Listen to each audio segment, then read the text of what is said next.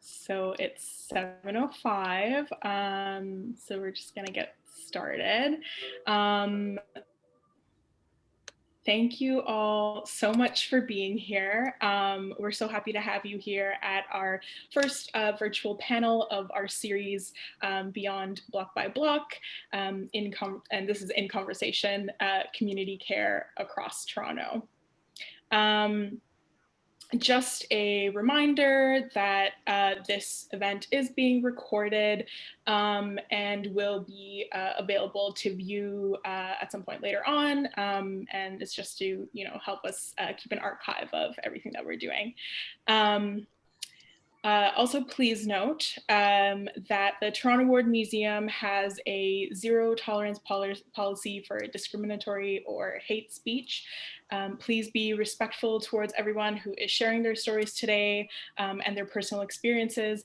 If you need to express a concern or accessibility need during and please message our chat moderator, the TWM account, privately. Also, just a note, at any point when we have slides on the screen, if you need to see our ASL interpreter, Timothy, a little better, you can always make your slide a little smaller with a little scrolly thing in the middle. And you can make his screen a little bigger if that is easier for you to view. So my name is Aashna Thakkar.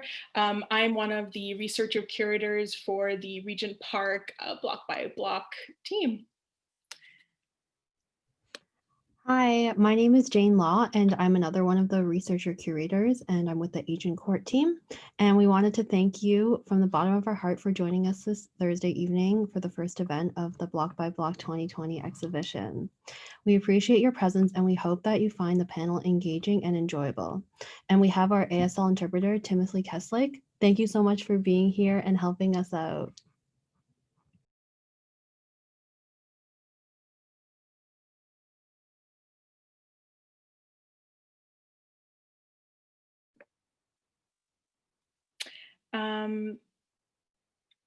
So there should be an update now. We just want to start by saying sharing stories is at the foundation of Toronto Ward Museum's mission. The stories we share as a part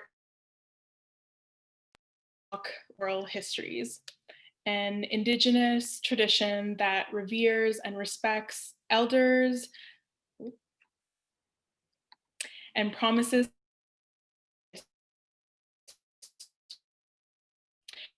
as comers to share stories of migration. We also want to hear and respond to the stories of Canada's First Nations. These stories thousands of years ago, those of us on this panel currently live, work, and gather, placing ourselves on the traditional story of the Mississaugas of the Credit, the Anishinaabe, the Chippewa, the Haudenosaunee, and the Wendat peoples. The Wampum Belt Covenant, an agreement between the Iroquois Confederacy and the Ojibwe and allied nations to peaceably share and care for the resources around the Great Lakes.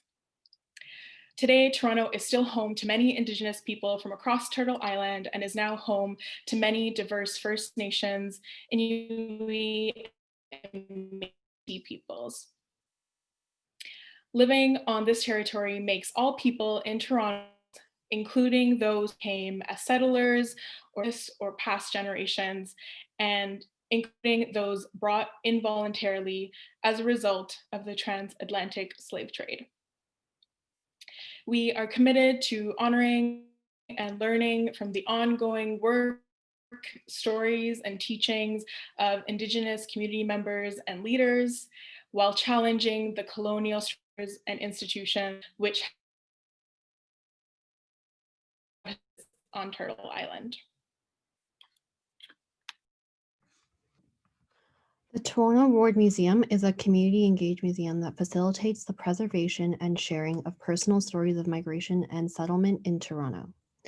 We use collaborative processes to identify community needs and opportunities, and use those insights to create programming that promotes empathy and curiosity between storytellers, community members, and the larger public. The museum also creates forums for dialogue from arts and history-based programming that is relevant to migration, citizenship, and pluralism within an urban context. Finally, we act as a catalyst in community initiatives and forge partnerships between individuals, communities, and organizations towards our collective empowerment. The Toronto Ward Museum envisions a society that values immigrants as makers of Toronto's past and present, bringing together people of all backgrounds to share a more just, equitable, and sustainable future. Block by Block is a participatory multimedia project in its second year, working in Regent Park, Agincourt, Parkdale, and Victoria Park. Block by Block engages diverse young people in the collection and interpretation of oral histories from across the city by training us young people to interview community members about their lived experiences, both Indigenous and settler. The project preserves and animates stories of migration, settlement, and civic life in an effort to build a more inclusive city, one story and one neighborhood at a time. The goal of Block by Block is to deepen relationships in and between communities through the exchange of personal stories, reflections, and resources. We hope to contribute to better public understanding of settlement experiences and the role that community plays in those experiences through interactive programming, exhibitions, art, and storytelling. In the midst of the global pandemic, Block by Block has launched public exhibitions and is hosting live virtual events that celebrate resilience, build solidarity, and foster conversations among diverse communities. This year has been quite challenging, to say the least, and we're so glad to have been able to continue doing the work and having residents of our 4 neighborhoods welcome us with open arms and open hearts. Generally, each Block by Block year would end with physical block parties in each neighborhood, and despite not being able to do so this year, we knew that more than ever, having these conversations about migration, survival, and community were in fact a necessity for us to be able to get through this time together. We would like to thank our funders, the Ontario Trillium Foundation and the In Spirit Foundation. Without them, this program would not be possible. We would also like to acknowledge and thank our 10 program partners who support this work on the ground. Agincourt Community Services Association, City of Toronto Newcomer Office, Ontario Council of Agencies Serving Immigrants, Regent Park Film Festival, Ryerson University School of Urban and Regional Studies, Toronto Council Fire Native Cultural Centre, Toronto Community Benefits Network, Toronto Public Library, West Neighbourhood House, and Working Woman Community Centre. Thank you all for supporting us. We also wanted to say a big thank you to everyone that has made today possible. Our program director and lead curator, Maggie Hutchison, and the 13 curators and coordinators on the Block by Block team and the Toronto Ward Museum team that takes care of the website and other things that are behind the scene.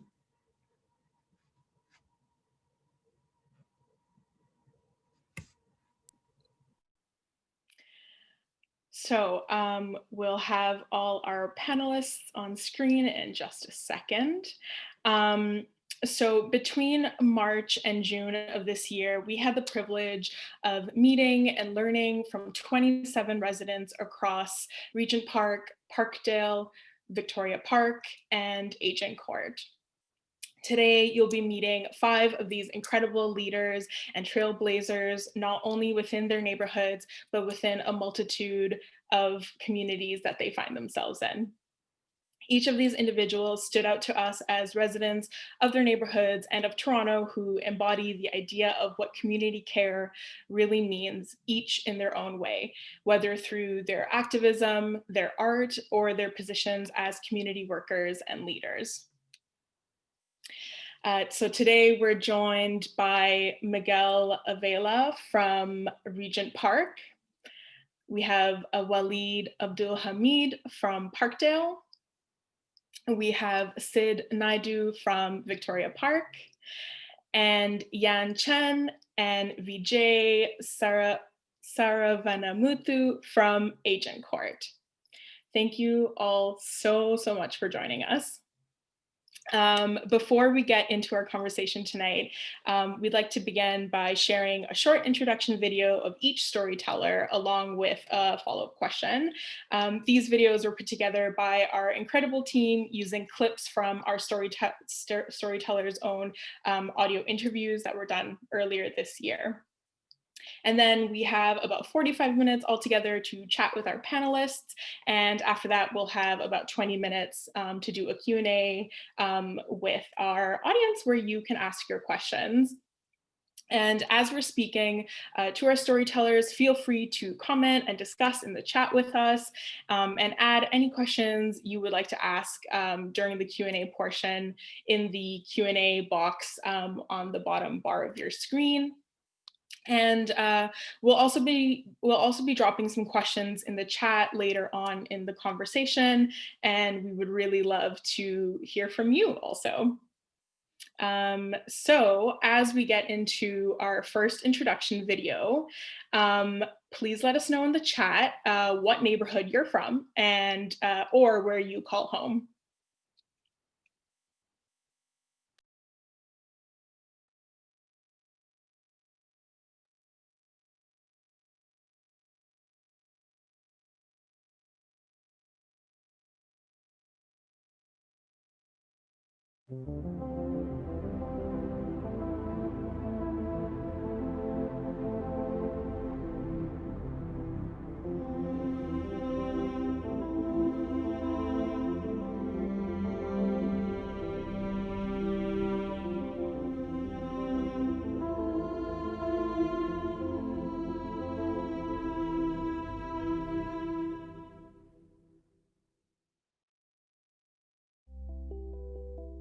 So my full name is Siddhartha Naidu. I go by the name of Sid. I'm a documentary photographer and international development specialist. I was born in the Kingdom of Bahrain in a city called Maharak. Maharak is actually where the international airport for Bahrain is located. Almost half my life was spent in Bahrain before immigrating to Canada in 1999, where I spent the other half of my life. You grew up in Scarborough and you're used to going to other places and seeing the environment. It just looks fresh, it looks clean because these places are really developed. When we look at Scarborough and we look at the plazas that are there, sometimes it looks a little run down, and I think sometimes we associate that with being gritty or the environment's not kept to the same standards, but actually it's just because it's been there longer and there's a lot of history there.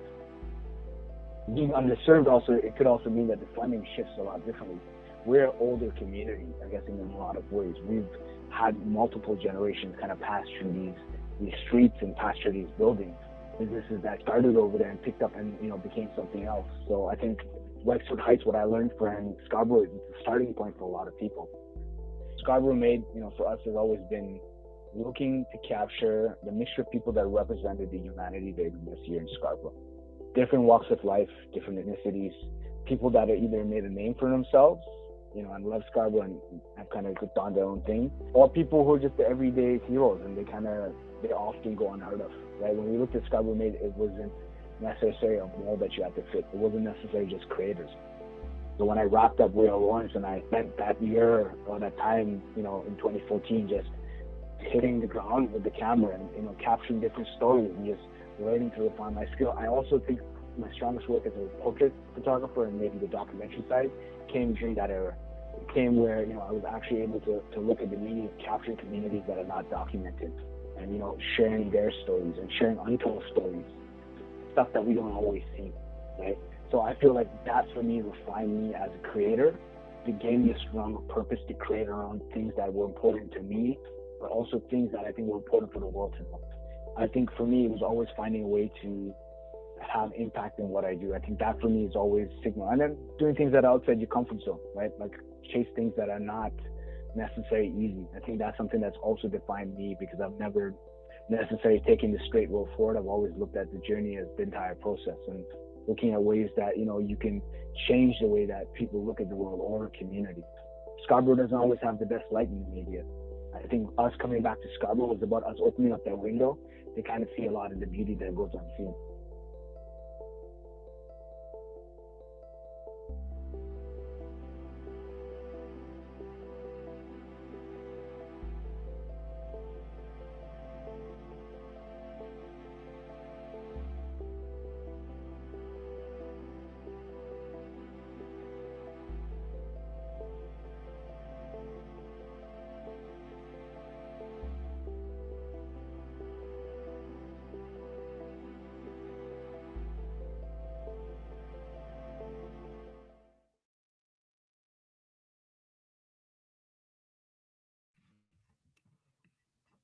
I loved that video. Yay, I see Vijay clapping. I'm clapping too. Okay, so we have this question for you. What brought you to the medium of photography?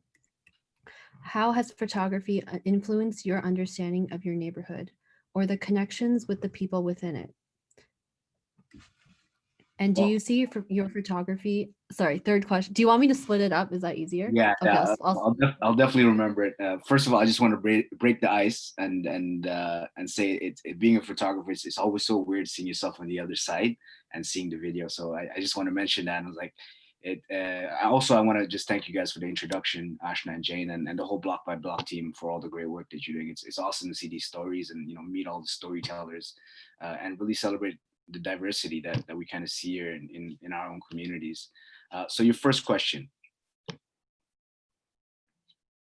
First question is, what brought you to the medium of photography? When I look at photography, I guess I really picked it up over here in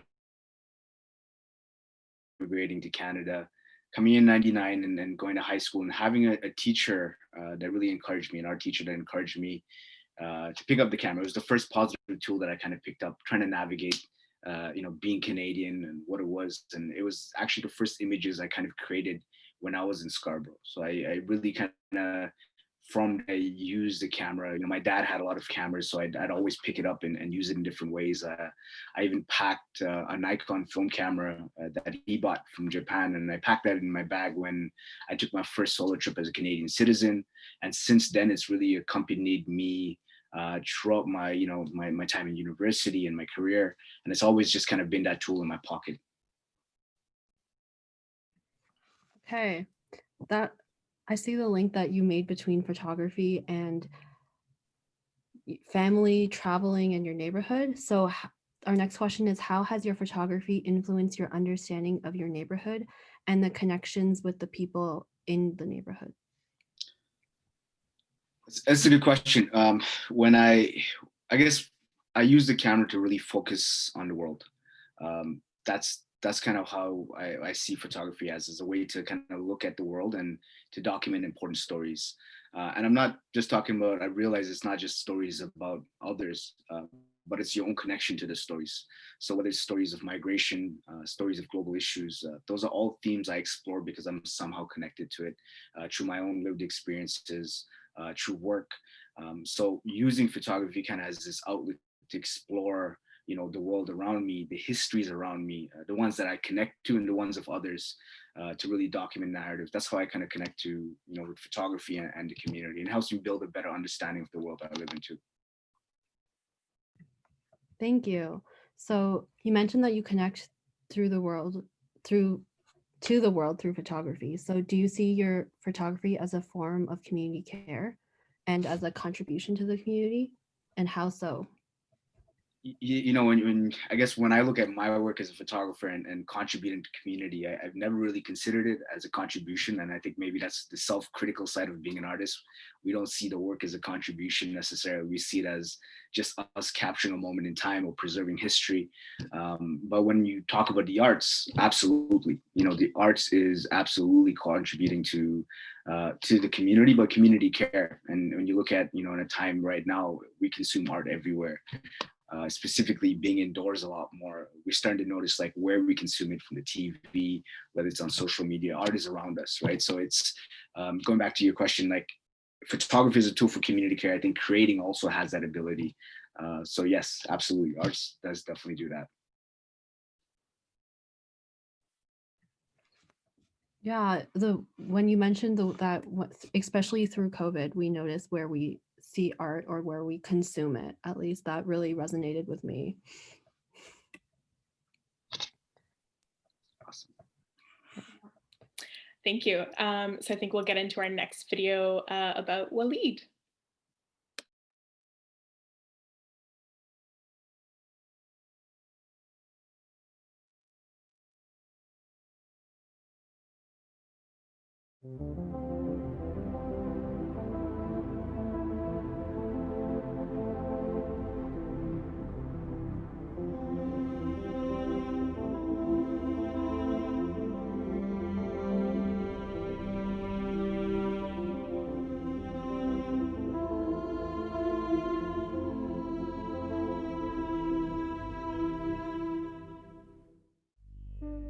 My name is Waleed Abdulhamid, and I am originally from Sudan, East North Africa. I am an artist. I born with that gift. I'm grateful to that, and I learn different instruments. I learn from everybody around the neighborhood where I was back home, and I came to Canada in 1991-92. I always love to explore. I call myself a nomad, and my mom, she used to call me a nomad. Nomad. I always wanted to see different world, different people, different culture, and I get fascinated by hearing different languages and learning other people's culture. Moving to Canada at the beginning, it was not as romantic as a lot of people see it. It's hard to get into the culture, right? And also it's hard to break into the system as to work or to study. Now there is more information of doing stuff like that because the social media and the computer become almost the brain for human now. I live in a neighborhood like Parkdale. Parkdale, it was like very diverse, and it was the cheapest place like to get a room or to get a one bedroom or two room. You know, I used to have a one bedroom, I paid like $325 in 1991-92. The same room now probably is close to 2,000. It's crazy. This is why you don't see the diversity. It's very much the corporate moving in and all the condo that's pushing people to get out. You're forcing them because they cannot afford anymore.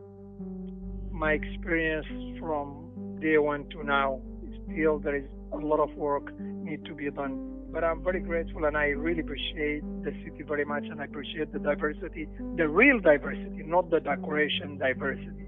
You know, I'm talking about the practical one. Like for me, I would love to see more diverse faces on the city hall. Our premier, a couple of days ago, he said, we don't have that racism here. We do. Mr. Ford, we do have that racism here. We do. Ask me, I'll tell you like 10 stories from my personal story. I've been stopped by the police so many times, and I've been arrested, in fact, because I refused to give my wallet and I refused to give my ID because they have no right to stop me. I'm just walking after my gig coming home, right? This is all, but that is not going to take the beauty of how I see other side. There is another side. As a black person and a Muslim, it's just bad combination for the police and immigration. If we're talking about the stereotype and racism, it exists in a very big way in Canada. If we say we don't have, we don't want to look at it. And if you want to fix the problem, you have to acknowledge there is a problem to start with.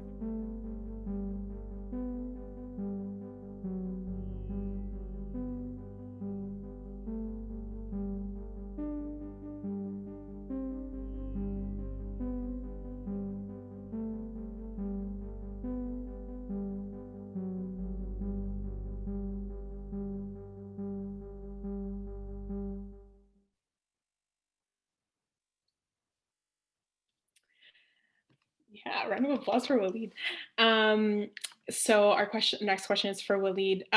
In your interview, you use the phrase decorative diversity.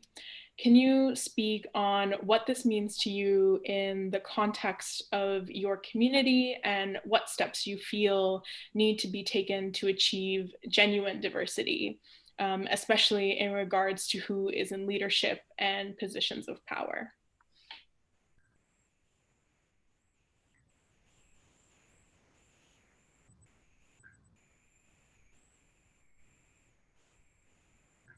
Oh, I think you need to unmute yourself.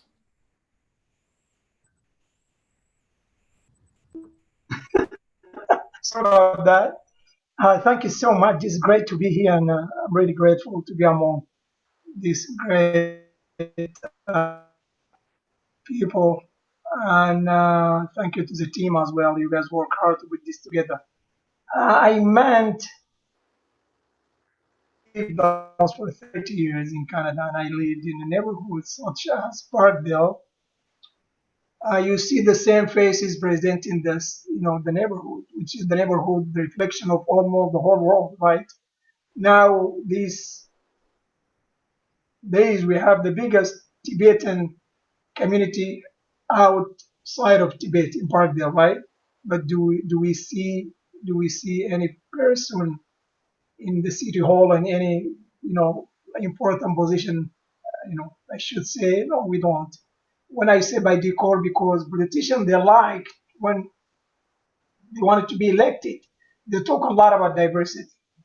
They talk about things they wanted to do for the community, but in a practical, they don't. When they get to that chair and they're sitting comfortable and they being elected, you don't see that happen. And what I meant, I wanted to see that chambers in the city hall, the real diversity. I want to see because we talk about Toronto, the most diverse city in the world, right? And if I look to the city hall, who are running, who's a councillor and who the mayor, I mean, it just tell you like, okay, you're just saying it's the diversity. It's a very diverse city and there's a diversity. But in the real world, it's not. And for me, I would love to see more people of color. I would love to see First Nation people. I would love to see the people there on the land. I would love to see women. Women. I would love to see women, more of women, and that we have a lot of brilliant intellectual people around us and among us. We have a lot of smart people. It just, we need to push more for that. That's what I meant by the real diversity and integration of the politician when they wanted to be elected. They always praise and approach and preach about diversity. I hope that answers your question.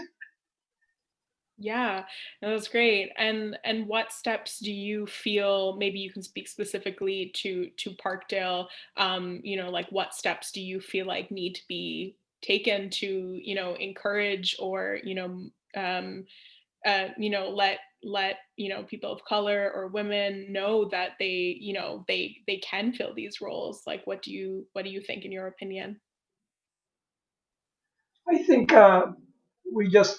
we need there's a lot of homework need to be done, but also engage, reach out, engage, big number in the community. I mean, there is a lot of people they just feel left out of the game, like they're not even being reached to, you know what I mean? And also, if you really wanted to have a successful harmony like in a place like as I said, like when I was here in like almost 30 years ago was a different because it was the cheapest place to live. It was very cheap like to live and there is you see like I mean just walking between Queen Roncesvalles all the way to Dufferin, like you can have almost the every single taste of food in the world.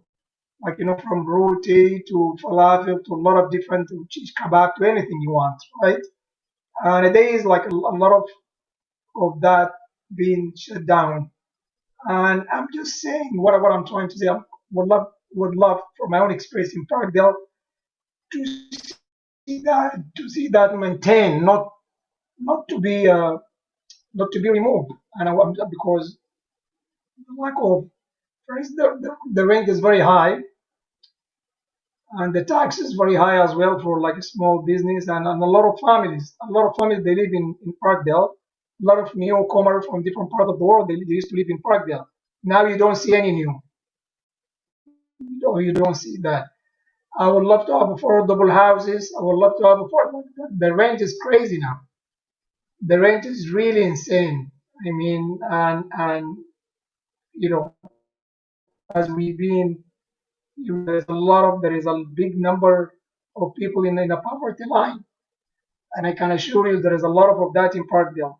They keep moving out. I guess I would love to see affordable house. I would love to see some service. Don't give me just a basketball. Okay, train those youth. Go to the community. Basketball doesn't mean nothing. Do we really? We all play basketball. We need to see a lot of different program development from day one to senior citizen. We don't see that. You see old people sitting outside because they have no place to go. I see a lot of elders. They just sit on the street, because they have no place to go. Stuff like that need to be done through the city hall, not only neighborhood. You know what I mean? And stuff. That's what I wanted to see different. I just wanted to see a comfortable living for everybody. Just comfortable, live comfortable. Just living comfortable. And also I've seen lately a lot of mental, like the mental health, just packed in Bardale, crazy, more than ever. The number going up and up. Yeah. Thank you. We'd love Thank to you see for some changes. Yeah. Thank you for Sorry.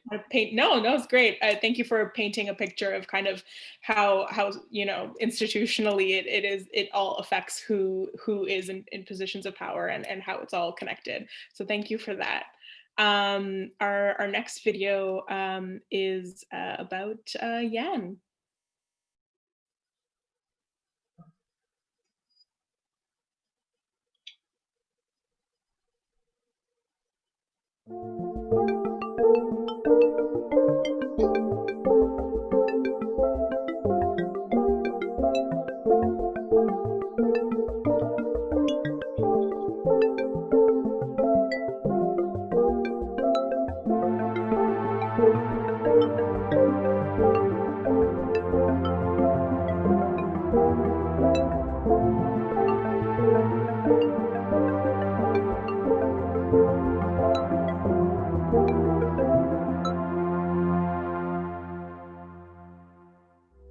My name is Chen. I live in Scarborough. I also work in Scarborough, and in Scarborough and Agincourt, it's where I do lots of organizing and community work. It's where our family call home. After graduating from university, I was working in the settlements and immigrant sectors, really serving immigrants communities. My dad started working at a grocery store when he first arrived and just introduced by our family friend. I remember he made very little money for a very long time at the grocery stores, I think 12 hours a day. We came here when it was winter. So it was a grocery stores where it wasn't completely closed. I think my dad works in vegetable sections when he has to go in and out all the time. And at that time, he was experiencing arthritis. So I remember every night he was just taking different kinds of pain medications so that he can go back to work the next day. Those are kind of my vivid memories of our experiences first arriving in Canada. And also for my father, who is a few years older than me, I think learning a new language, adjusting to the culture was really too hard for him. So he also went on to work, I think initially in a restaurant, and somehow he got into renovation sectors, and now he is a small renovation contractor. Even now we're doing all right, but really thinking about where we're coming from, where our roots are, how we survive, and thinking about recent immigrants and newcomers here. How can we have better policy? How can we have better support for them? Yeah, and I think for parents as well as for young people and for youth. So my dad really still doesn't speak lots of English.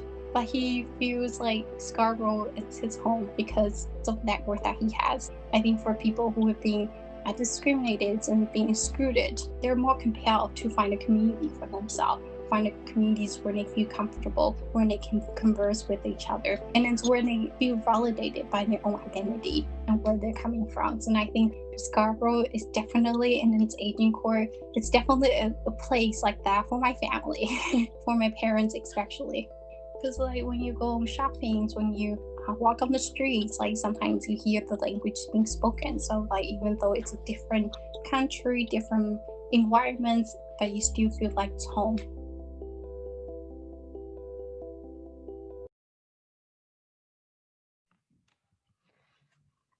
So Yan, in your video, you spoke about seeing your father deal with the hardships of making a living as a newcomer in Canada and how it was important to feel validated by your own community during this time. Can you expand on what this means for you? Sure. First of all, I would like to echo what Miguel and Waleed has said, that I want to acknowledge the teams that you guys been working hard, putting mine and everyone's video together. We've known each other for the past few months working together, and I've seen firsthand how hard you've been working, and every step of the process, you're so thoughtful and considerate. So I want to congratulate the team for your tremendous work. And thank you for inviting me here tonight. I am really honored to share this space with other panelists who've been sharing amazing stories. And I want to thank you everyone for being here tonight. This is a great question, and I think it really sums up the essence of our family's immigration journey to this country. Seeking validations and being validated. I often talk about my dad's story, and I think his story is not unique in any sense. Many immigrants workers that I have worked with in the past decades in community services share many similarities in terms of being invisible, being devalued, and humiliated in societies, and also being exploited in workplace. And all of those really adds a toll to you as a person. And in living with the kind of hostility really dampens one's like dignity and their sense of self. So my father, myself, and then millions of racialized immigrants has really experienced when we first came to Canada, and many of us still experience today. So I think the turning point for my dad is really finding a community where he feels validated. It's a community where you've been valued as a person. For my father, it's finding a community like Agincourt, where he can really speak with his own brilliance, his own sense of humor, and his own sense of agency. So in Scarborough, in community like Agincourt, he can really go around his day without having to rely on anyone as an interpreter, for example, where he can speak in his own dialect and really kind of socialize with his friends. So yeah. Yeah, thank you so much for really highlighting and calling light to the exploitation that many immigrant workers experience in Toronto, especially since, as you mentioned, it's often invisible. The second follow-up question is, have you as a woman of color growing up in Scarborough experienced a validation or sense of belonging like how your dad has? Yeah, finding a sense of like community and validation, it's also my experience as an immigrant. I really kind of feel empowered when I was part of a youth group when I was in high school, where I feel like being part of different programs, I can really speak my own voice. And right now, initially as a settlement worker, and right now working as a community legal worker, I think emphasize the points of of giving power to the communities and providing different opportunities where people can, like myself, can really practice their skills and then really realize their own potential. And I think it's really important to mutually validate each other's humanity with community members, where they see you as a person with our own struggles, and they will and then be vulnerable to them, and similarly, they will also share their own stories, their strength and their resourcefulness in the community, but also at the same time their own struggles. So um, I think feeling validation, it's not just about your investments in the community. It's also whether you feel you're embraced or you've been disfranchised by the social environments, physical or the cultural environments that you're in. So in Scarborough, despite his own disparity, I do think that it's a community where I see myself and my culture reflected in the landscapes and in the social fabric. Thank you so much. Yeah, especially the point about mutual validation. I feel like with COVID and not being able to see people in person, having that mutual validation in other ways is always important. Okay, our next video is for Vijay.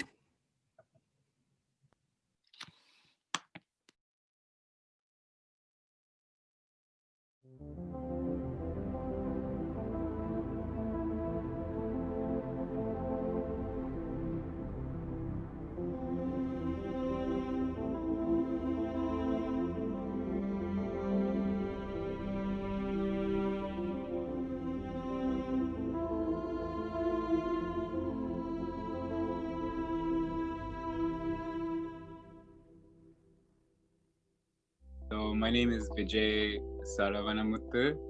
I'm Tamil. I live in Malvern, which is a community in Northeast Scarborough. I live, work, and increasingly spend most of my time in this area of the city. And I feel like I actually don't know very much about Canada.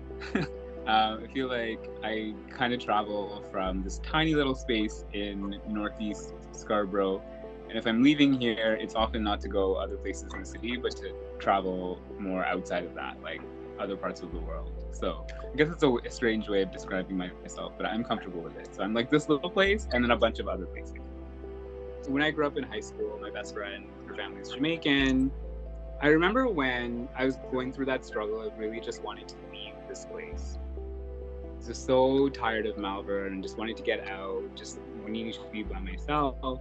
I remember at that time, I was not open to anybody's opinion of wanting to stay here. Like anybody who was like, hey, you could go to UFT, you can go to UTSC. But like back then, if somebody is like, oh, you could stay at UTSC and go to school locally, or you go to York, I'd be like, I had no time for any of that because I'm like, I need to get out of here.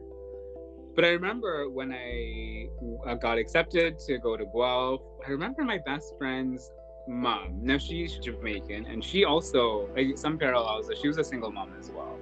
I remember she hadn't really met my family. Like I used to hang out at their home often, I was very familiar with them. My best friend would hang out like at my place, but I remember our families didn't really interact with one another. But I remember when I went away to university, my best friend and her mom threw me a dinner. Like they threw me a family dinner. Then they invited my mom and my siblings, and we went over to their house. And I remember she had cooked. I think that's what I mean when I mean the warmth, right? Because like I remember like I'd have some of my favorite dishes that she would always make when I was at their house for over the holidays or whatever. And I remember she made all my favorite food. And she asked me to invite any friends of mine that I wanted to be there to really celebrate the fact that I had gotten into school and that I was going away and to mark that transition. And I remember just being really awed by that experience. Because who does that? Nobody in my Tamil community did that. Even though that's a community that I resonate with in a number of different ways. And I just really wonder, like, what is it that motivated that woman to do that, right? To extend to my family, to really celebrate me. And I think that's the essence of this community that I don't know that I'm sure it exists in different pockets across the city amongst different communities. I'm going to be just completely honest. I wish more people in my life would be open to something like that. Because I think sometimes we get so caught up in our Tamil experience or our Tamil culture or needing to maintain and perpetuate these. Understanding that that's a place of foundation. But this idea that you can go to a Jamaican home or a Somali home or somebody whose culture is quite different from yours, still extend warmth and connection and community and care, right? Because like I'll always remember that moment and that gesture. And I think that this community is full of little moments and gestures that are like that, is what I think I've heard a lot of people refer to when they think about what is that warmth of Melbourne? It's that, right? That you would do something like that for somebody else and that impact would be meaningful to them.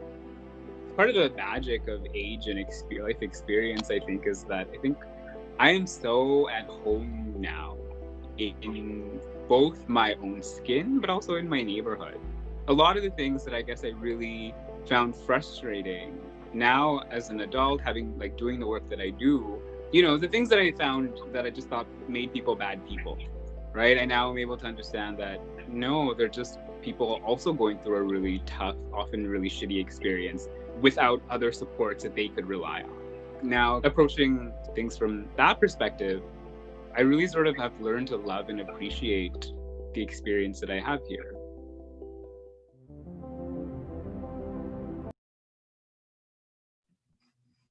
Thank you so much.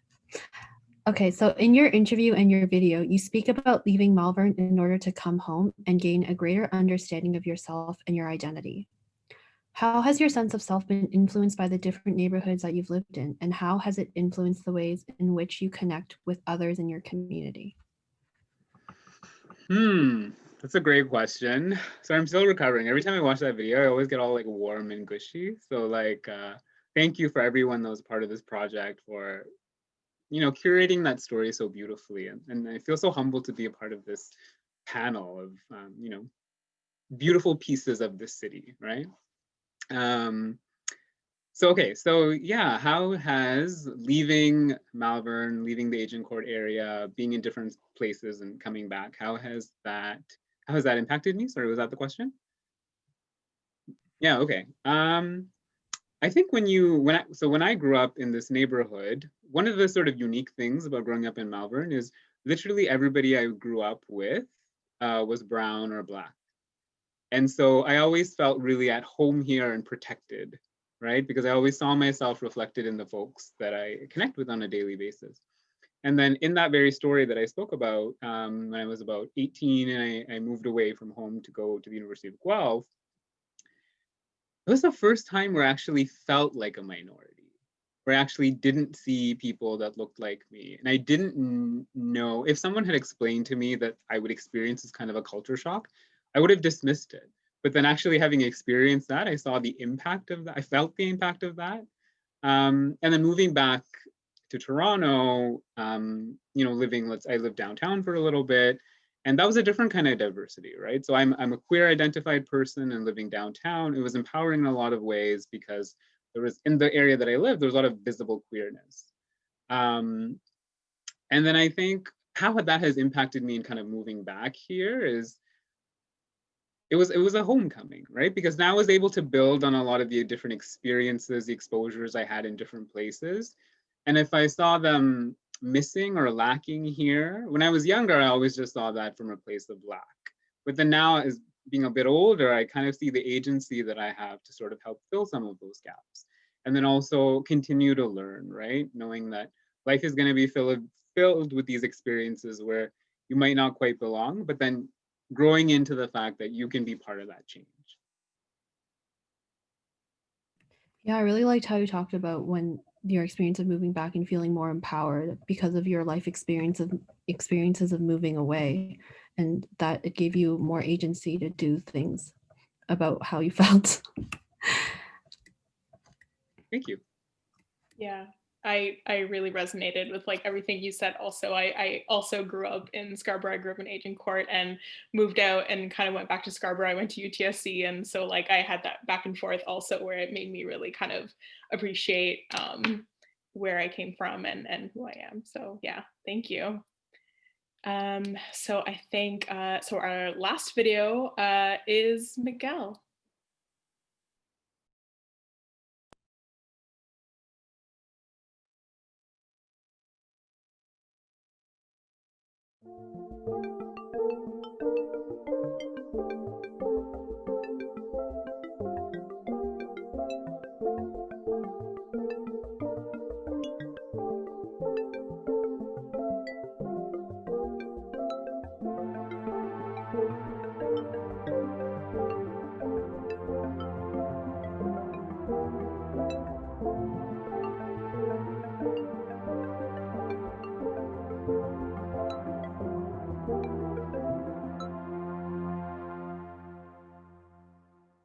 My name is Miguel Avila, and I am 55 years old. I live in Regent Park. I live with my dog, and I describe myself as an activist. In Regent Park, poverty, for instance, remains at 40% since 2010. We are living in brand new structures, but that hasn't changed our social status. We still remain on Ontario Works. We have in progress in terms of, financially, getting ahead. Only 32 jobs were created in Regent Park in 2008. And how much invested in the building? Almost $1.3 billion. We still remain poor, and those 32 jobs don't belong to people that live here. It's time to stop the rhetoric that we are doing something for them. What to do is implement tough legislation, but employers don't have to say, oh, I have employee A who is capable of doing the job, and I have employee B that I want to hire, but he or she is going to cost me money because I have to make work accommodations. So there was a piece that discouraged sometimes employers to hire because they have to invest in modifications in the job place, namely accessibility, right? And definitely they don't hire people with mental illness. When we don't have legislation, employers can laugh about it and say, I don't want to hire someone with a mental illness or a physical disability. I prefer to hire someone who is physically well and mentally well. We have a community report, by the way, in which we are detailing what would we like to see happening. It's going to get people opportunities for employment. And again, my hope is that people with disabilities are considered. But what is absent, is the follow-up, is to follow up on those recommendations, is to follow up on those promises. That's our mistake as a society. We expect that someone is going to follow up on those conversations, right? If you don't have somebody or a group of people following up on those commitments by the city, by the province, or by the federal government, we're going to be stuck in the same limbo, right? Doing it all over again, another report, another study, another waste of money, when it's so simple, right? The recommendations made on the report has to be implemented. I wish I can have a job where they can pay me a good living salary that can bring me back to the middle class living status I used to have before. For a job that pays you well enough, that gives you the opportunity to take a vacation, to buy your clothes. We need to have those kind of jobs instead of living on ODS, on Ontario Works and ODSW or ODSP. It's a dead end, living on poverty, for so long, you become almost institutionalized. You depend on the food banks, you depend on the soup kitchens to feed, because the amount of money you get from Ontario Works is not enough.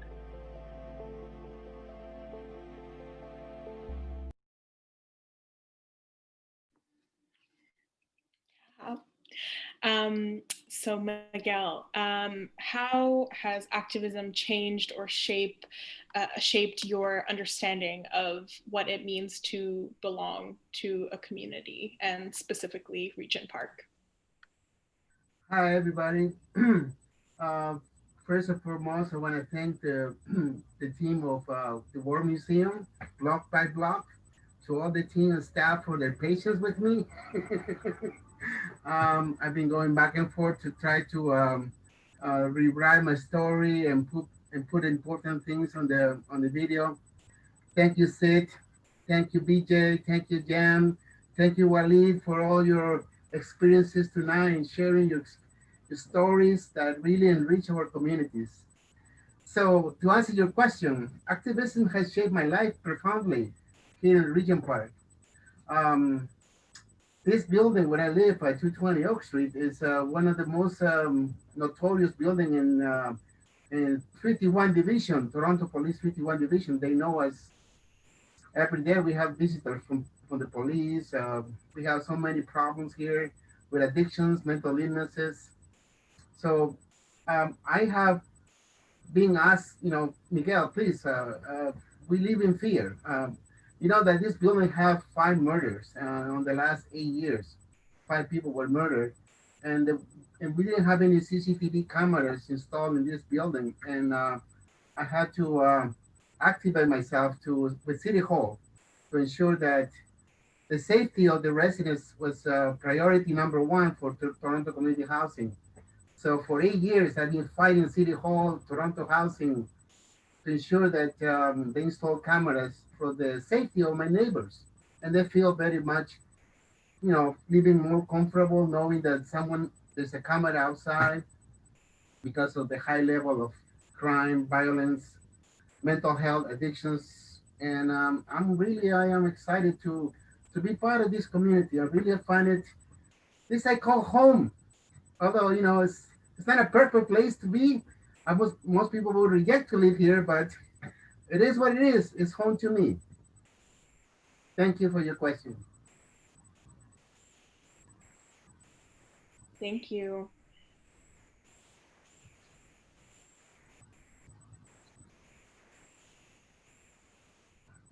Any additional questions? Sorry. So we have some more questions. We are kind of running short on time, so we really want to ask these questions. So if we can keep them kind of short, 2 to 3 minute answers, that would be great, even though I know we could sit here and talk all night. Yeah, I believe our next question is for Sid. So you spoke to the fact that Scarborough is an older community with multiple generations who have passed through it and currently inhabit it. How do you think that has impacted the way people living in Scarborough take care of one another and see community care in action?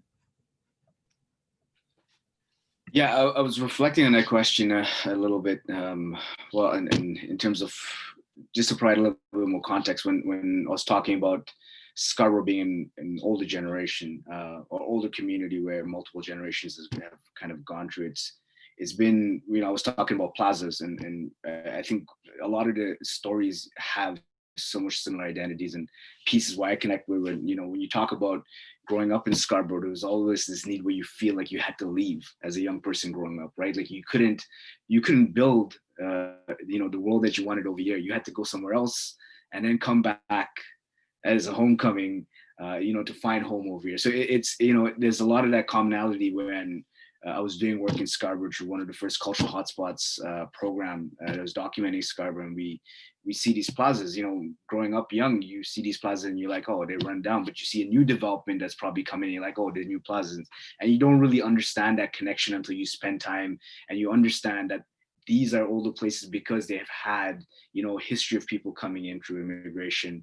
And you see that everywhere. You see that in Regent Park, you see it in Parkdale, you see it in Scarborough, the Etobicoke, you see it in a lot of those different spaces. So I guess to pull back into your question, how does that impact community care? Was I, okay, just want to make sure I don't go off on a tangent for 5 minutes.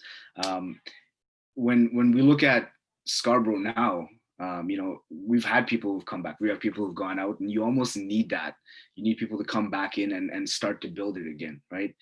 You see the pride in Scarborough now. You see the resources that are coming back. It comes from people also living these journeys of coming here, but also not just leaving, right? And going on to another space. You need people to also be able to come back. And then at the same time, you also realize, like Miguel and Waleed were saying, you have a lot of silos that are also happening and parts that are not being covered, right? So there's, in Scarborough, we can also be in a silo in our own community and not necessarily, connect with someone else. And I think that way, that need to be able to work with different people is more and more important. And then that's when we talk about community care, we have to address all those different issues. Totally. I think that kind of connects really well to our next question for Waleed. So something I really admired about listening to your interview was that you were so passionate about Parkdale and its residents, and yet you're also able to see its shortcomings and hold people accountable when necessary. Can you speak a bit about this tension and how you navigate it?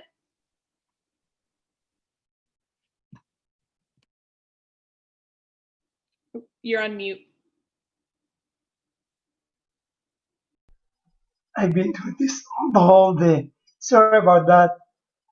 It's a little like you have to somehow navigate your way to go to talk or to work around different things.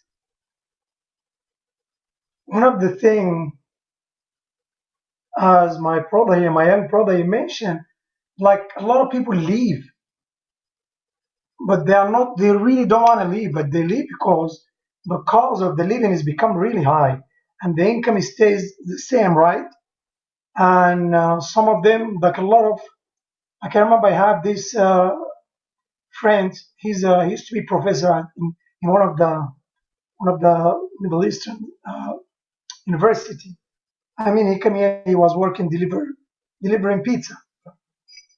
I mean, he tried all the stuff like he took like a lot of courses, he did a lot of things, and at the end, he couldn't handle the expenses for his family, and he had to move out. And I think if I look deep, if you allowed me, I will see that as a crime, like kicking people from the place where they found comfort. Like I lived here for since almost for 30 years. I walk everywhere. I don't drive, and I ride bike. And to do that to somebody with the whole family and also the kids, some of his kids, they get used to Barkdale. They go to school here. They get used to their friends. They get used to the shop, the pizza place, and everything right around the neighborhood. And when you lose someone like this, and I think it just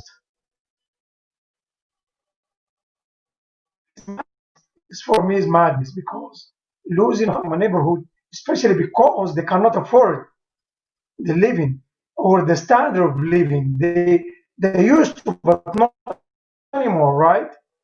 And we have a lot like this rent control. Also, we have a lot of chaos in Parkdale. Like we have a lot of you guys hear about the story about the building in Jameson 2 years ago. Like the whole they called the city, they called the council, the mayor didn't show up. He's supposed to come, didn't show up. Stuff like that is really need to be worked out in a better way. And there is a way. I know there is a way, and I will say let's find a way to make life easy for every single citizen. Is that really hard? No, it's not. I mean, my brother here is talking about he loved to have a job where he can go for a vacation, where he can buy a certain clothes, right? He doesn't have to depend on food bank or all the resource, which is we're grateful to have those. Can you imagine if those resource is not available? And if you walk on Queen Street, what is it, what the number? Line up from young people to old people to family to a mother with like 3, 4 children to collect, line up in the winter now, like every day. Every day I pass by there after I teach my class online. I just take a walk, sometimes, and I see that eats my heart. Really eats my. Really, do we really need to see that? Can we not fix that? Of course we can fix it. Of course we can fix it. And I would love to see that. I would love to navigate the way around, like to fix those things. We still grateful to have this resource around, like for people, short on food. There is a fridge now. There is a fridge actually in front of a place. I don't know if you guys hear about. There is a fridge. People come and, sometimes I do my best to provide as well. It's just crazy. It's become like a village. I love when I see people take care of other people. That for me, the revolution and the movement. When I see people take good care of the other and see like, okay, there is a need for them. This is why they put the fridge out, beside actually in front of the same place where people line up to collect bread and things like that. I would love to see that. I would love to see just comfortable living, just comfortable living. We're not asking to give us a high-rising building for each of, no, just comfortable living. Let's try to find a way. Let's find a way to do that. Thank you so much. Okay, our next question is for Yan. How has your connection with your community changed as you assume different positions throughout the community, from being a resident to someone trying to take on a leadership position? And has running for office shaped your views of political power and potential in Scarborough North? You're muted. Yes, I was muted. Thank you, Jane, for this question. I think it's a really big question, and I will try to talk about it quickly. And I mean, I started my career as a settlement worker and now as a community legal worker, where in addition to doing casework, I also do grassroots organizing. And I think organizing is a powerful work where you see community members, adults, youth, they assume leadership positions where they start telling their stories and they take pride in their own experience, and they also realize their own potentials. So I think my own strength of my putting my name forward to as a candidate, it's a similar process. I was encouraged, nurtured, and mentored by many people, and many of those are immigrants women.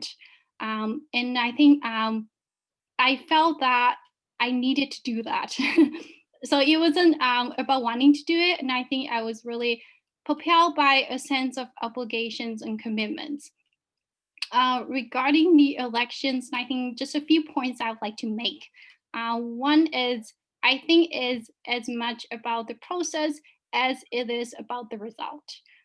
It's about the process because we are changing the discourse of who can run and who will become an elected official. So I think many people, many panelists have talked about the importance of assuming leadership positions politically. I think it's no longer white males or the established elites with wealthy friends or people who are entrenched in the political circles. I think rather it's about meaningful representations. Many of you have already said this on the importance of it, and having people who has lived through the experience, lived through the struggles, understand the struggle to run and then be elected. Second point I want to make is that the whole process, I don't think it's about me as a candidate.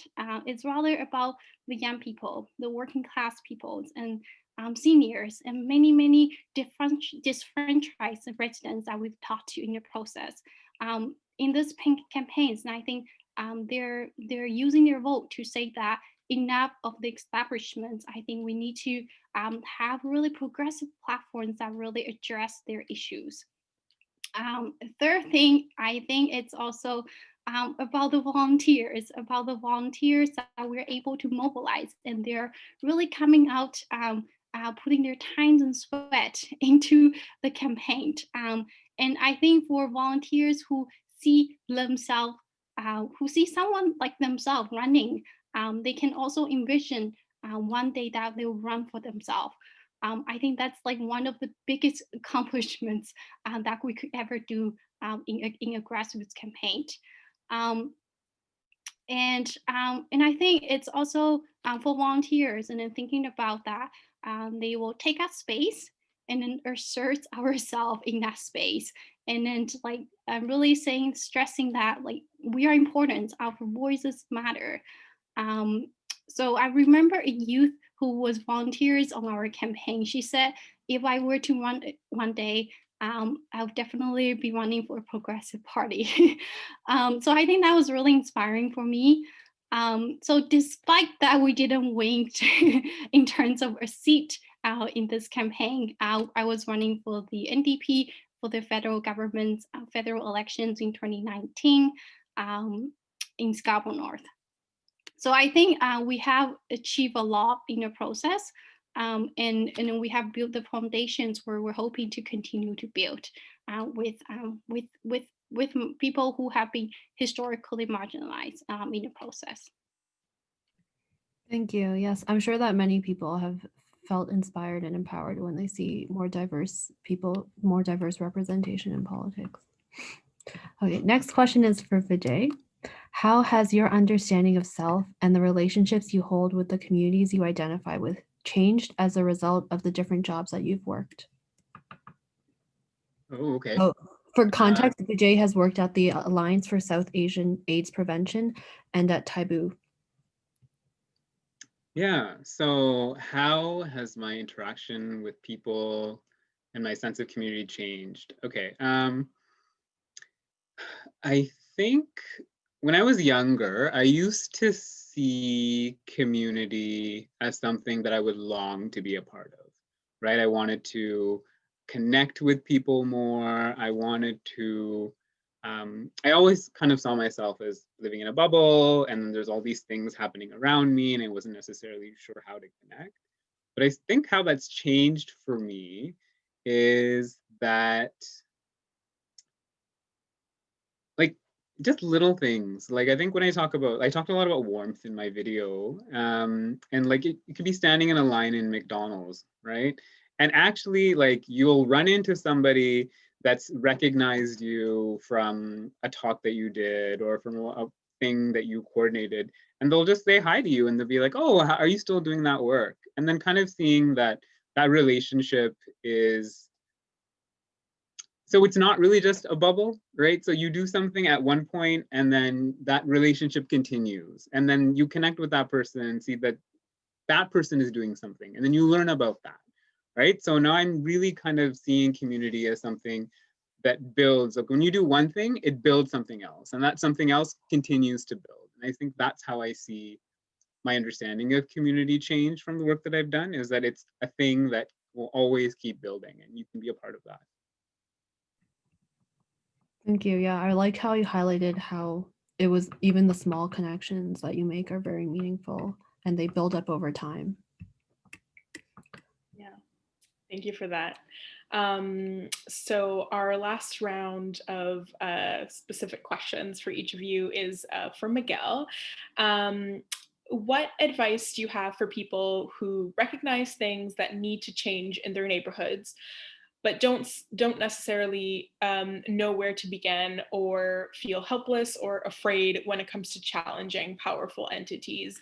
And what are some steps that they can take?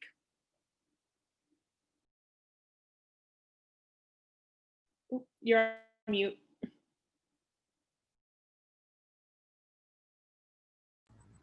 Thank you for your question. I will try to give you a fresh example. Due to the COVID-19 pandemic, there were some people that were not paying the rent because they were unable to pay the landlord. And many of them now have been asked to vacate their units because they're being evicted.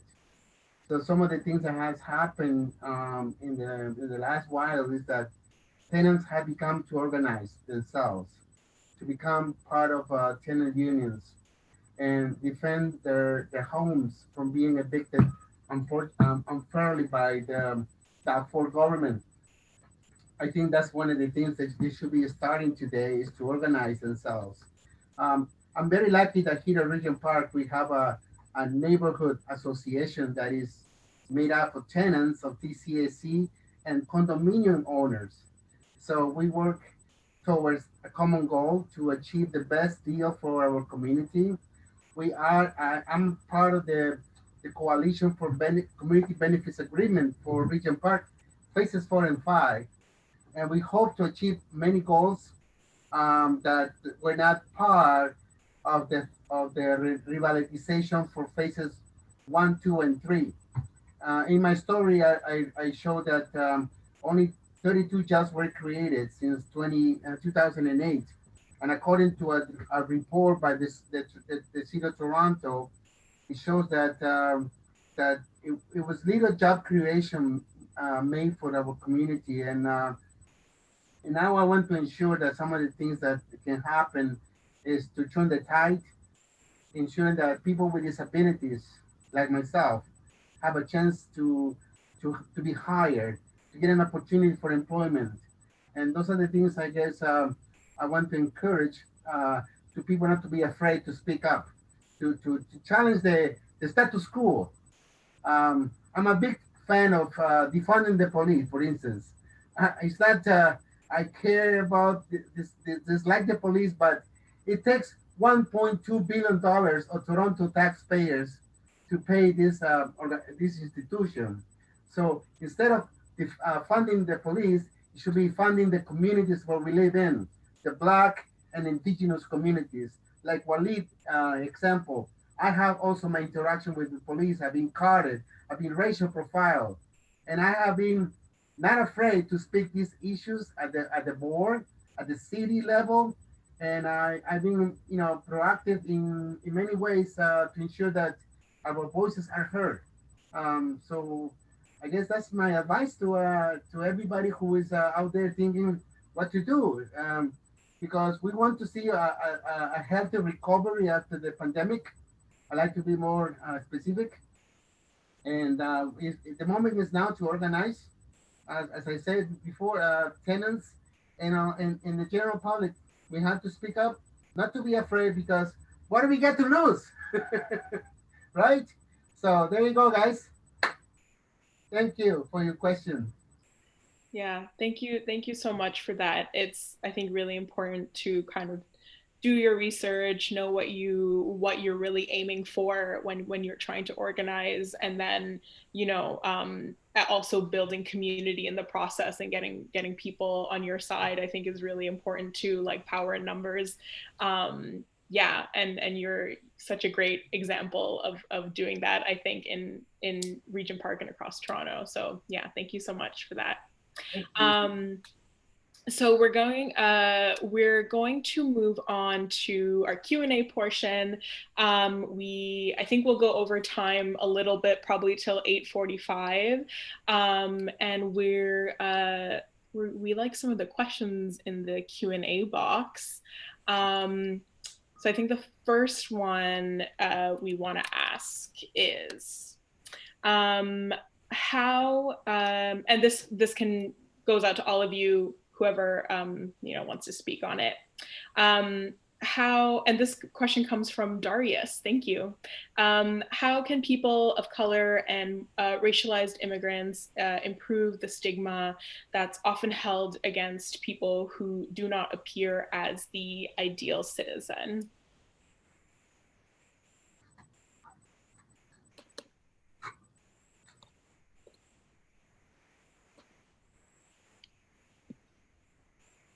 Go ahead. Anybody jumping in?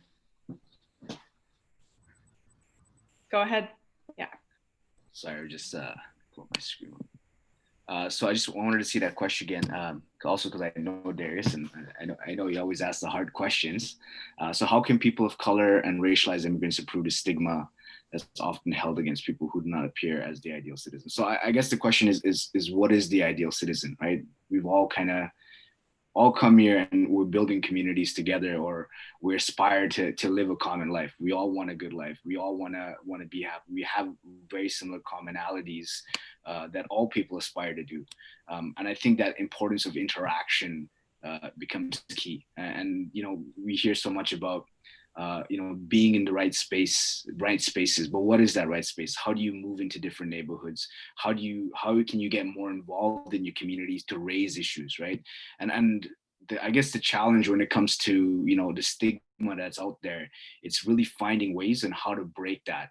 When I look at an example of Scarborough's always seen, in a negative light, unfortunately, in mainstream media. So for me, it's about really finding ways to build the narratives, document the narratives of humanity that live here, to showcase that connectedness. When we look at, the world around us, it seems more divided than ever, but we all have the same things that we're almost fighting for. And it's trying to find out the similarities in between. As a racialized person, as a new immigrant over here, and now a Canadian citizen after years of living here, you have to kind of navigate the system and find these spaces and environments that you can build in and start to build more connection. So it's not an easy question to answer in terms of how do you appear as an ideal citizen. I think we also need to ask, what is citizenship, right? Is it being a part of a community, right? Is it contributing to community? And we have to kind of look at that. And can you contribute to community if you're just surviving, right? Why are we having these issues in our communities that make us less ideal citizens?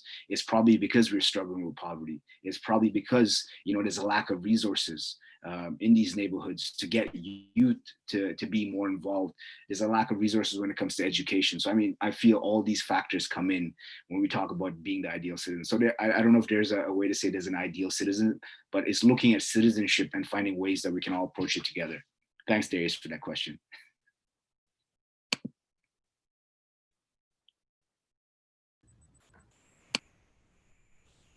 Yeah, if does anyone else have anything to add to that question?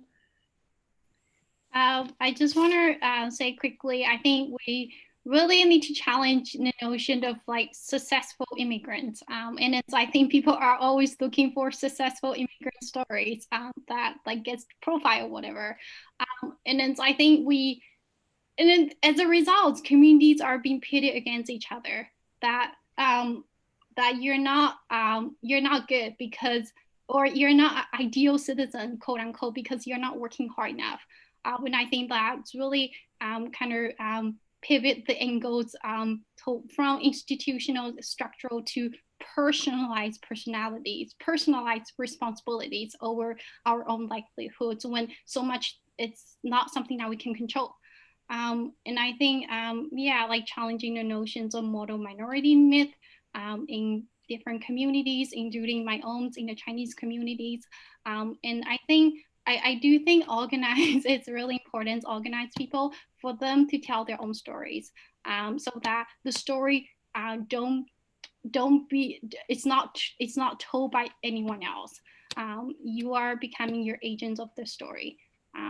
And then, having platforms like this, we are always challenging the different stereotypes and really humanize people's story and who they are.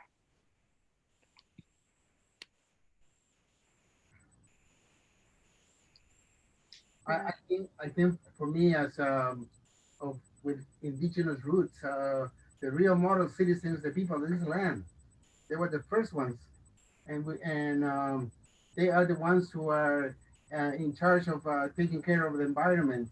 And we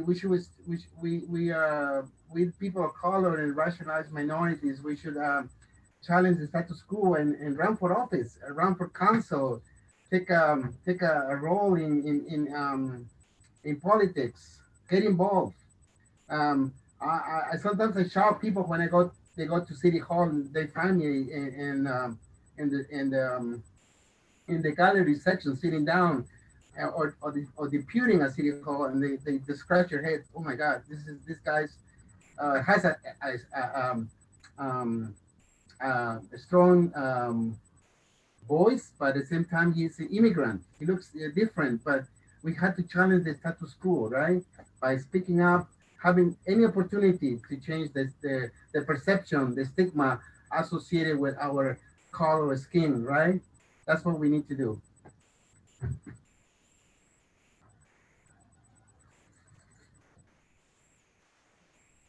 Thank you so much. Would anyone else like to respond?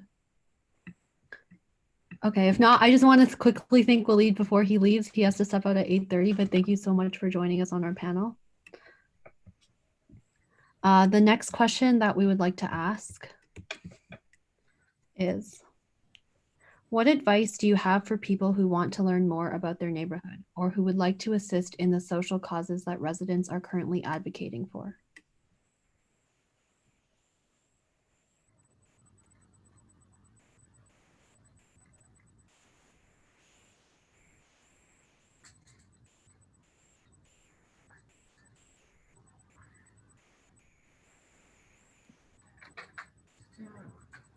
I see you want to jump in. You should just go for it. So I could say two things about that. I think the first thing would be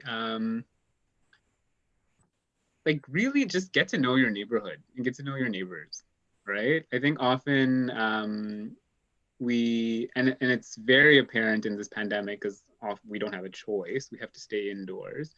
But so much of in my own journey of like being comfortable in my neighborhood was to try to just know who lives here, right? To get to know people, to actually say hi when you're standing in line in the grocery store. Like it's amazing, and it sounds so simple, right? It sounds so simple, but if you actually just and it doesn't, and you just seizing that opportunity, right? Like sometimes I'll be in line in a grocery store and it's like I'm so annoyed because like it's taking forever, and then I see it like someone else standing with me who has that same like annoyed face. Just make that comment. I know we have to go somewhere, and then just break the ice that way, right? And I think that really helps. Get to know the people, because that's how you get to know the stories. My second thing that kind of ties the last question and this question: make art. Absolutely go and make art. And I know that often we talk about lack of funding, lack of resources. Connect with organizations and tell them about the art that you're interested in making. They could potentially support you. And now, especially with a lot of these digital platforms, you know, if you have access to a phone or if you have access to a computer or a community space, there's not a lot of you could still make your art and it not cost as much as maybe some of the more expensive platforms, right? So make art. That's how you'll get to know the stories and you get to tell the stories and challenge that idea of a model citizen. Tell the story of your struggle, right? Because that's a story that people need to hear. Yeah.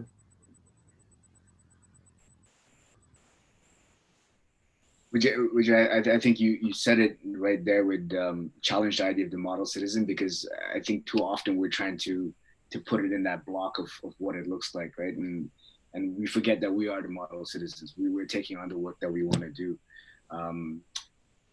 You're absolutely right when it comes to jumping in and having the conversations. And I feel nowadays it feels like it's harder to have those conversations. And we got to realize, like, you know, the rate that we are in a pandemic still, right? And being able to have the conversations no longer feel the same. They feel like there's a tension. And I still, at the same time, also realize, like, when it comes to, you know, to getting to the know the neighborhood and it's finding those circles and communities that you've also been kind of building within, right? And kind of getting back into those spaces. I mean, for me, you know, it really came when I was able to go and tie into education and find a space, not in the academic realm, but like the social side, you know, really find that. So I really say, you know, look at what environments or what passions you have. And you said, like, you know, create art. If art is your passion, go and join a circle that creates art. Absolutely. If food security is something that you're important about, talk to the food bank, see how you can get involved. Too often when we look at civic engagement, we put it as something that, you know, that a leader does. But, you know, in a way, when you look at hard knock leadership, we've all taken on a leadership role in certain ways. And I think when it comes down to civic engagement, we forget that we all have a role to play, not just for ourselves and our communities, but also for our future generations. Like, if we want to create a world that is, you know, that we can build, we have to build it together, right? And you can't do that without your neighbor. You can't do that without your village or your community or your block, right? So, you know, I think the first thing is sometimes identifying the stuff that you love to do and you want to do. And as you said, if you love art, go out there and create it. I like that. I'm going to take that with me, eh? I think Vijay nailed it right on when he said, become an icebreaker. Start to smile at people. Start to say hi to the community members, to the neighborhoods. Um, um, do acts of kindness as well, and you know that's the way to break up the stigma and associated with our skin color. That we are negative persons. We are not negative people. We just want to be contribute to a better society. And I guess when they see when they look at me or someone like look like me, they get the impression, oh my God, it's weird. But all I want to do is help my community, and I encourage members of the community to help one another. Maybe we don't do it through art as much as other places, but I can tell you something. We had the best taste of Regent Park. We make the best food in the city, and I really miss those days when the community come together and spend time in the park and socialize and having a great time. And sorry for this has been put on hold because of COVID, but still we are getting together through this medium, which is the Zoom technology that allow us to connect with one another and let's start working together instead of working on silos because we can do a lot of things in our own, but if you want to successfully achieve the goal of improving society, I am very grateful for this opportunity to hear from other residents and what's happening in your community that will enable us to improve this world, this society. Like I said again, after this pandemic is over, we need to have a healthy recovery. The status quo, the norm, it has to be. We have to change it. It's not going to be the same story again. We have to change the way it was to for our future generations, as Steve stated. It's the work we do is for our future generations, for that benefit. Thank you. So that's all my 2 cents. I wonder if I can jump in quickly. Okay, awesome. I'm not trying to disagree with the other panelists. I am a bit cautious of saying just do it because I do think, and from my own personal experience and then people I've seen, it's really contingent on many factors, just contingent on one's mental health, socioeconomic status, and maybe negative experience with different community space before. So I would say that maybe take small steps that you're comfortable with and take this process slowly. And I do want to say that all community space needs to be inclusive. And then if you don't feel your experience value in that space, and then you don't feel like you can be who you are in the space, frankly, I don't think they deserve to have you in that space. And then I think and once you assume leadership positions in that space and in any space that you will become, you will know how important it is to provide inclusive space and then what inclusivity really means. And then space where people can really be who they are and taking pride in their own experience.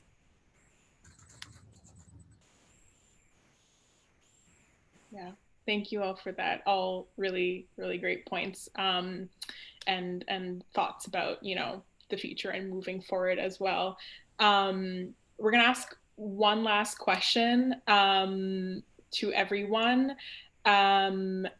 And also because this seems very popular, a popular question or topic in the chat is Vijay's garden.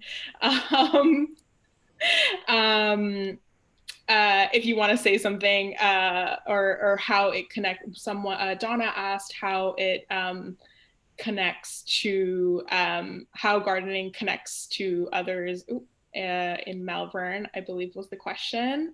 So that's specifically for you, but also for you can answer that. And to everybody, in doing all your work, how are you able to hold space for yourself while giving energy to your community and to the causes that you care so deeply about? A bit of a self-care question. Sure. So thank you for loving my garden. I also love it. So I think the garden was 100% a COVID-19 response. I never gardened before. And so I was really feeling that lack of, so I'm a tropical creature.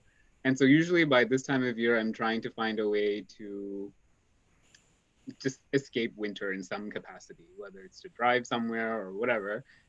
That not happening. So I thought, how can I bring the things that make me happy, that support my mental health, that that actually make me smile, right? How can I bring that to me since we're in a situation where we can't really go places? So I think that's how that started. And then it was a wonderful experience because it kind of showed me that you can be at home and still however you call home, and then bring in things that make you feel good, and then that can feed you, right? And I think kind of tying it back to my earlier narrative where I'm still a runner, but if I'm not comfortable with something, like when I wasn't comfortable as a kid growing up in Melbourne, I found ways to leave. And I think gardening was kind of like me coming a bit full circle to being like, okay, instead of being able to go, how can I bring the things that feed me into my space? Yeah, thank you. And it's, again, the other question for everybody was, how do you hold space for yourself while giving energy to other people? And I think that's so great. It really tied in with your garden. That's kind of your self-care thing, and how you kind of take care of yourself too, right? Yeah. If anybody else has something to add to that question about holding space for yourself. I would like to add to that. Gardening is not my biggest strength, but one of the things I learned from this pandemic is that when we went into lockdown in March, my gym was closed, the community center was closed, the aquatic center was closed, and my mental health was going cuckoo. So what to do? I started jogging. I started running on the streets. I started running every day, and I'm having a stop. And now I love it. I'm addicted to running on the street, and I am impacting people because it's one way to hold our space is and keep us healthy and give us the energy. You give us the motivation every day to look forward to another day. And in particular, me, running has been very important and the mental stability. So it helps a lot. It helps with my anxiety. It helps with my depression. And I'm impacting other lives. And they're telling me, Miguel, how do you do it? Well, you start at slow pace. We try to go 1 mile, 2 miles, 3 miles. And then, you go 9 miles and then you realize how did it happen so fast? So that is my my recommendation, I can say, to have a good, stability in your life. Balance is important, very important.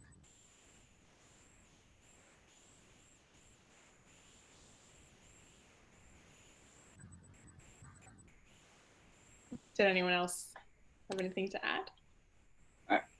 Yeah, and I don't know if you want to jump in. I see you want to jump in. I think just say two things. Thank you, Sid. Jogging and reading. And I think they really help ground myself. And I don't do meditations like in like as meditations like really meditating. And I think I do maybe psychological meditations where I am like really think about thoughts that have gone through my mind, and then it's like what it means. Maybe I should take a step. Yeah, I think just like be aware of the surroundings.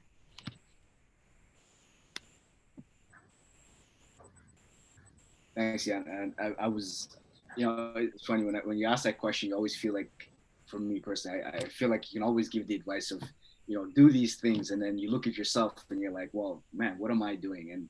And I realize I'm the worst when it comes to aspects of self-care and overworking. You find yourself in and a lot of times where you'll be taking on a project, and it's more than just a project. It's your life, it's your passion, it's, you know, the world's in distress, and you take on something and you go with all the energy you got. You know, you're working all you can, and you will, you know, sometimes face a burnout from doing that. You know, I've faced burnout. I know a lot of my peers have faced burnout from just having to constantly go. And you have to also acknowledge that you can do that, and you can, you know, you need to create, you know, these methods to be able to pull yourself out, to take a step back, to reflect.